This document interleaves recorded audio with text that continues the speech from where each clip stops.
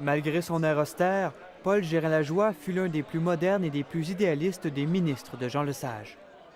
Quand l'avocat diplômé des universités de Montréal et d'Oxford obtient le ministère de la Jeunesse en 1960, plus de la moitié des adultes du Québec n'ont complété qu'une sixième année. Imaginez tout le système d'éducation, de A à Z relevait de l'Église. Il crée sur le champ la commission parents. Le but est d'établir un véritable ministère de l'Éducation et de rapatrier le plus rapidement possible toutes les responsabilités en matière d'enseignement. Tout le monde sait qu'en politique, la vie est éphémère. Alors, si on ne fait pas les choses en 2, 3 ou 4 ans qu'on a la chance d'être là, ça ne se fait pas. Sa fougue et ses visées choqueront dans plusieurs milieux influents du Québec. Est-ce que, en principe, l'État doit se mêler de l'enseignement religieux? On craint qu'on fasse trop confiance à l'enfant et qu'on n'instaure pas une discipline suffisamment rigide, disons. Mais Paul Gérin-Lajoie s'est fixé un objectif et rien ne l'en détournera. Nous voulons, d'une façon générale, augmenter la qualité de l'enseignement. 4 ans après son élection, son rêve de créer le ministère de l'Éducation se réalise. S'enclenche alors une petite révolution. Il abolit les collèges classiques qui n'étaient accessibles qu'à une petite élite et instaure un système d'éducation public et gratuit.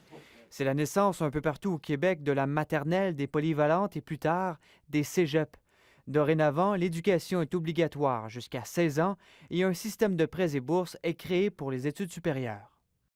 Les jeunes des îles de la Madeleine et de la Côte-Nord, à titre d'exemple, ont pu, avec la Révolution tranquille, avoir accès à un enseignement secondaire. Il y a également le droit de participer à l'activité de certaines organisations internationales. Dans une allocution devant le corps consulaire de Montréal en 1965, il exprime la volonté du Québec d'être un acteur mondial.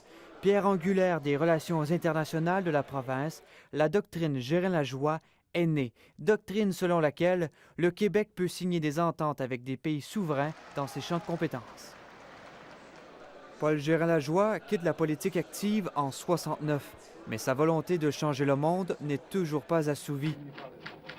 En 70, il devient directeur de l'Agence canadienne de développement international, puis met sur pied la Fondation Paul Gérin-Lajoie, axée sur l'éducation dans les pays défavorisés d'Afrique de l'Ouest. Et la beauté du concept que la Fondation a plus ou moins inventé, c'est d'avoir des classes d'alphabétisation pour les mères de famille. Vient plus tard ce dernier legs, la fameuse dictée PGL. Son œuvre sera maintes fois récompensée avec les plus grands honneurs. L'expérience. Et malgré sa voix usée par une opération, Paul Gérin-Lajoie continuera d'enrichir le débat public. Encore tout récemment, à 96 ans, il présenta un mémoire devant les parlementaires à Québec se portant à la défense des élections scolaires, la démocratisation de l'éducation comme fondement à l'enrichissement collectif aura été son combat jusqu'au bout. Ici Mathieu Dion, Radio-Canada, Montréal.